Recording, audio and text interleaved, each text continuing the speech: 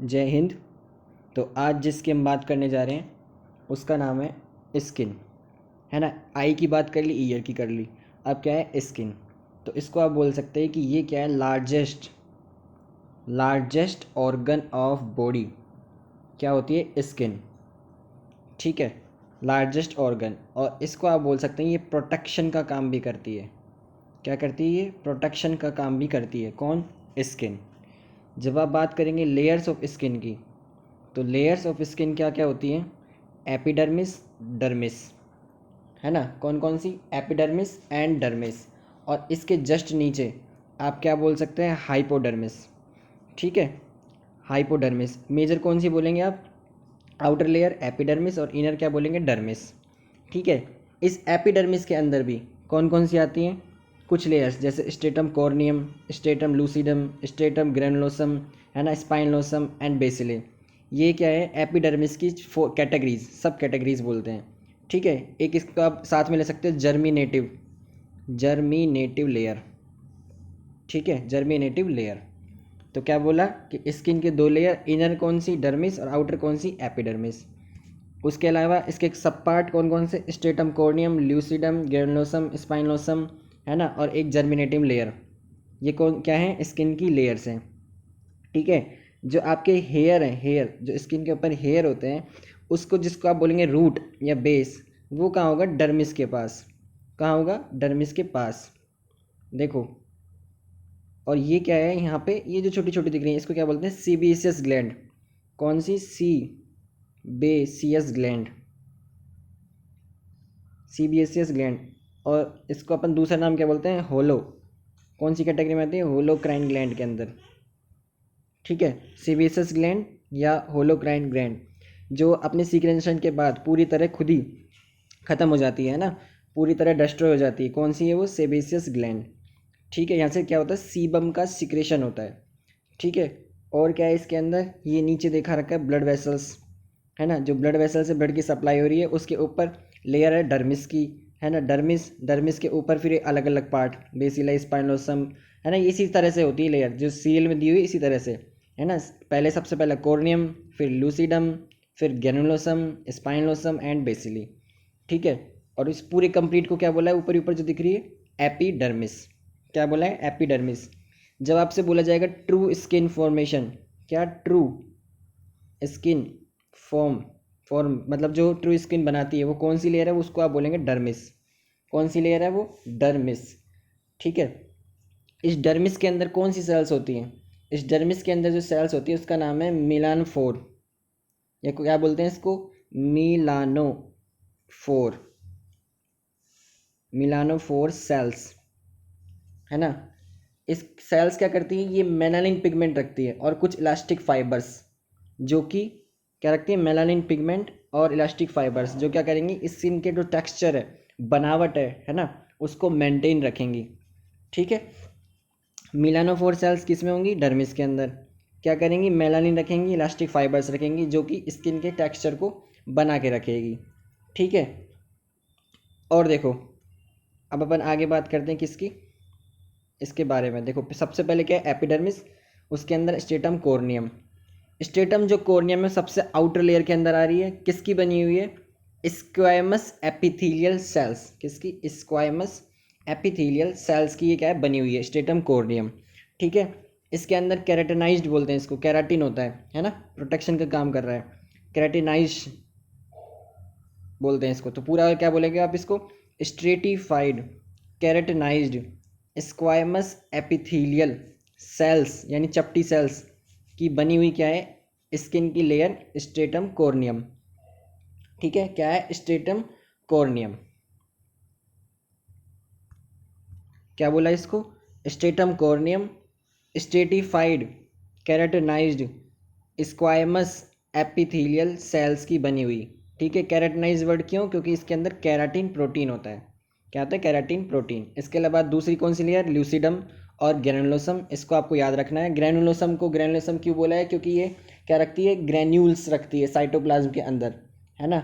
इसकी spindle shaped cells होती हैं, ये ज़्यादा मेजर बात नहीं है, स्पिंडल शेप्ड सेल्स, है ना, ग्रेन्यूल्स रखती है साइटोप्लाज्मिक एरिया में, इसलिए इसको क्या बोलते हैं, स्ट्रेटम ग्रेनुलोसम। दो बात याद रखनी है इसके अंदर केवल कि ये लेयर्स हैं, ल्यूसिडम एंड ग्रेनुलोसम। अगली कौन सी है? Germinative layer. क्या है? Germinative layer.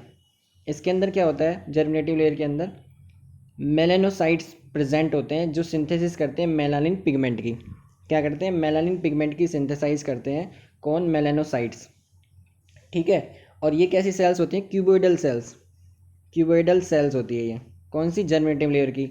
आपकी जो स्किन मल्टीप्लाई हो रही है ना, सब डिवाइड मतलब डिवाइड होके और बढ़ रही है या उसकी फॉर्मेशन हो रहा है नया, तो वो भी कहाँ आता है? इसी जर्मिनेटिव लेयर के अंदर। ठीक है। और क्या होता है इस जर्मिनेटिव लेयर के अंदर?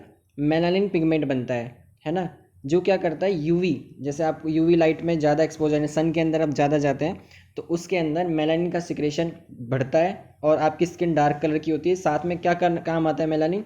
यूवी एक्सपोजर से बचाने के लिए। ये जो यूवी है इसके एक्सपोजर से बचाने के लिए क्या होता है? मेलानिन सीक्रेट होता है। कहाँ पे? जर्मिनेटिव लेयर के अंदर। ठीक है। जब आप बोलेंगे बिगेस्ट बैरियर कौन सा है? बिगेस्ट बैरियर ऑफ स्किन, है ना, जो कि आपको माइक्रोस वगैरह सबसे बचा रहा है, तब आप क्या बोलेंगे? Stratum corneum. क्या बोलेंगे? Stratum corneum. और जब आप बोल रहे हैं किसके बाद में कि यूवी एक्सपोजर से क्या सिंथेसिस हो रहा है, जो हमारी जो स्किन है उसको बचा रहा है, हमारी बॉडी को यूवी लाइट से एक्सपोजर से बचा रहा है, तो क्या बोलेंगे? जर्मिनेटिव लेयर, जिसके अंदर क्या है? मेलानोसाइट्स क्या सिंथेसाइज कर रहे हैं? Melanin pigment. ठीक है। आगे देखो, आगे क्या है? डर्मिस। डर्मिस के अंदर क्या बोला है अपन ने? एक तो बोला अपन ने मिलानोफोर सेल्स, है ना, मिलानोफोर सेल्स जो क्या रखेंगी? इलास्टिक फाइबर्स और मेलानिन पिगमेंट रखेंगी, जो कि टेक्सचर बना के रखेगी। ठीक है। ये किससे बनी है? कनेक्टिव टिश्यूज़ के थ्रू। किससे? कनेक्टिव टिश्यूज़ के थ्रू। अब कनेक्टिव टिश्यू बोला है तो कौन कौन आ जाएंगे? Blood vessels, lymph vessels, sweat glands, sensory nerve ending etcetera, ये सब क्या है? कनेक्टिव टिश्यूज़ हैं। ठीक है। ये किस में होते हैं? डर्मिस के अंदर। ठीक है। अब देखो स्किन का काम क्या क्या हुआ? स्किन का काम क्या क्या हुआ? प्रोटेक्शन। किससे? इन्वायरमेंट से। ठीक है। और केमिकल से, फिजिकल, माइक्रोबियल, ये सब क्या है? स्किन का काम है प्रोटेक्शन करने का। ठीक है। बाहरी चीज़ों से बचाने का, है ना। कोई केमिकल है उसको डायरेक्टली बॉडी के अंदर जाए उससे पहले बैरियर की तरह इसने काम कर दिया। फिजिकली कोई चोट वगैरह लगी तो पहले स्किन से आई, टकराएगी, है ना। या माइक्रोबियल इन्फेक्शन आ रहा है तो सबसे पहले स्किन पे आएगा। सेंसेशन, टच, पेन, टेम्परेचर, ये सब किसका काम है? सेंसेशन वगैरह स्किन का। Regulation of body temperature. Body temperature कैसे रेगुलेट करती है? कि ब्लड वेसल्स है, उसके अंदर हीट है, उस हीट को स्किन के अंदर लाना है ना, और फिर स्किन की लेयर से वो बाहर चली जाएगी इन्वायरमेंट के अंदर। ठीक है। और फिर वहाँ से क्या होगा? जो अंदर क्या होगा? स्वेट रिलीज होगा, है ना, स्किन के ऊपर स्वेट आएगा। और क्या होगा? जो अंदर ब्लड वेसल के अंदर जो हीट है वो ट्रांसफ़र हो जाएगी बाहर, है ना। बाहर हो गई तो ब्लड वेसल के अंदर टेम्परेचर, जो ब्लड है उसका टेम्परेचर कम हो गया और बॉडी टेम्परेचर मेंटेन रहा। ठीक है। ये किसका काम है? बॉडी टेम्परेचर मेंटेन करने का। किसका? स्किन का। लार्जेस्ट ऑर्गन ये बता दिया। पीएच कितनी होती है इसकी? लगभग 4.5 से 5.5 के बीच में। 4.5 से 5.5 क्या होती है? स्किन की होती है पीएच।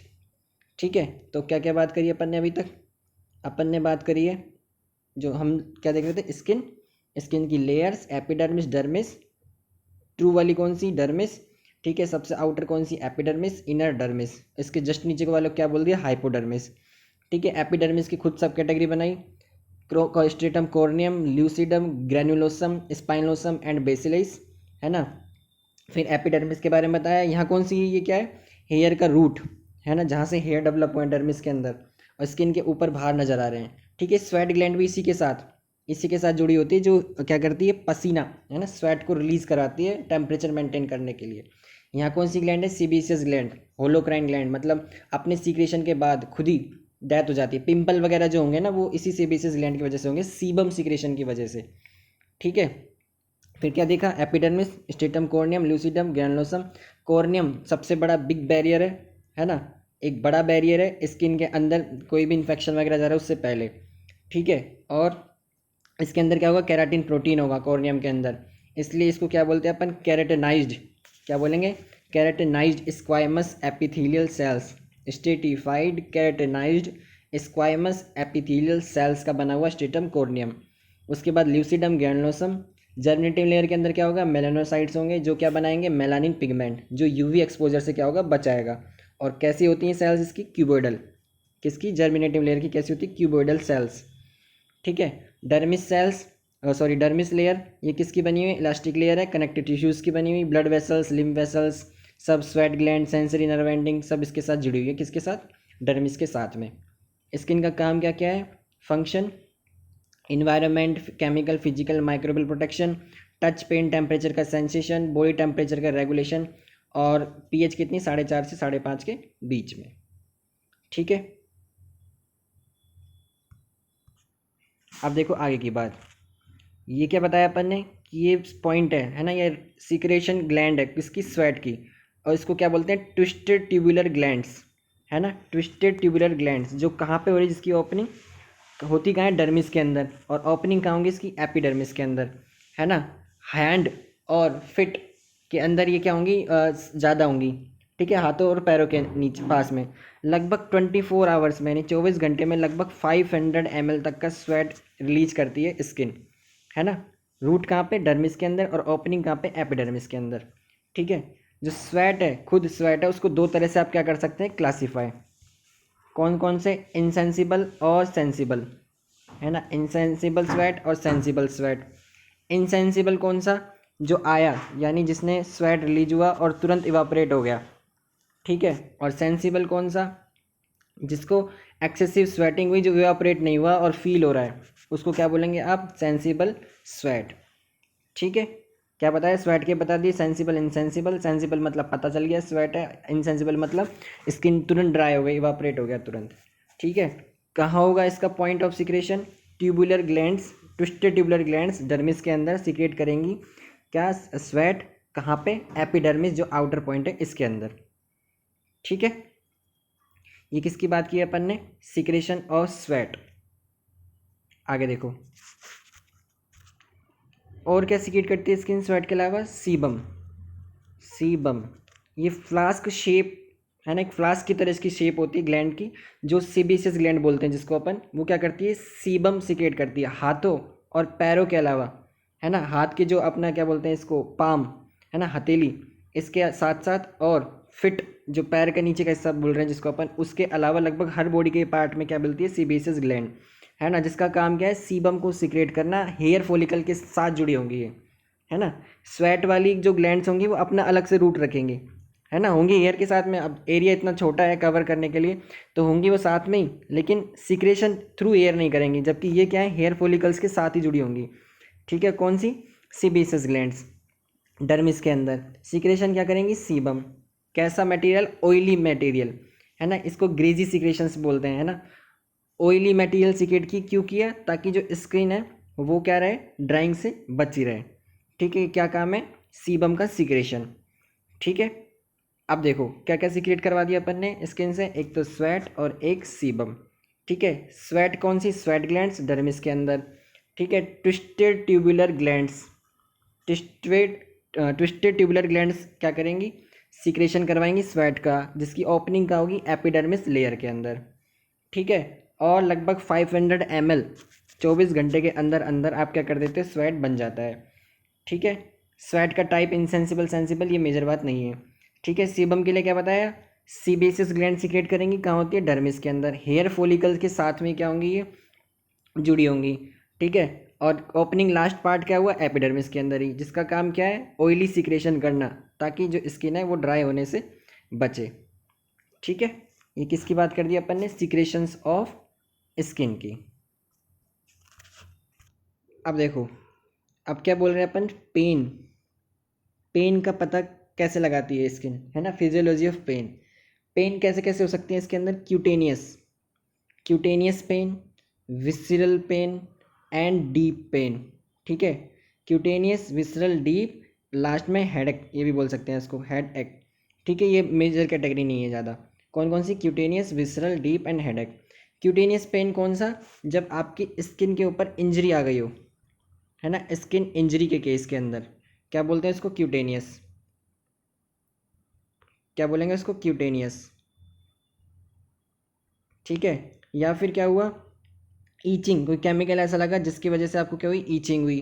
तो इसके अंदर कौन से किसके अंदर आएंगे कैटेगरी के अंदर? क्यूटेनियस पेन के अंदर। विसरल पेन, विसरल पेन कौन सा? जैसे लीवर के अंदर कोई प्रॉब्लम आई या किडनी लीवर के अंदर आई प्रॉब्लम, है ना, और फील कहाँ पे हुई? शोल्डर के अंदर, तो ये कौन सा है? Visceral pain. ठीक है, डीप पेन कौन सा? किसी मसल्स के अंदर कोई चोट वगैरह आई हुई है ना, या बोन वगैरह जॉइंट वगैरह में कोई प्रॉब्लम आई है, तब आपको जो पता लगा स्किन के थ्रू वो कौन सा हुआ, डीप पेन, है ना, मसल वगैरह के थ्रू। और हेडेक यानी एंजाइटी टेंशन वगैरह है, तो सिर गर्म हो गया, है ना, सिर में दर्द हो रहा है मतलब सिर गर्म हो गया, तो वो सब किसके अंदर आएंगे, एंजाइटी वगैरह से। हेडेक वगैरह ये भी किसके अंदर आएगी, पेन के अंदर। कौन कौन सी मेजर पार्ट है इसकी फिजियोलॉजी ऑफ पेन के अंदर, cutaneous, visceral, deep and headache, है ना। ये क्या है इसके पेन का काम, मतलब पेन कैसे कौन कौन से हो सकते हैं इसके अंदर। इसके बाद अपन बात करें कि पाथवे कैसे, यानी पेन का पता कैसे लगता है।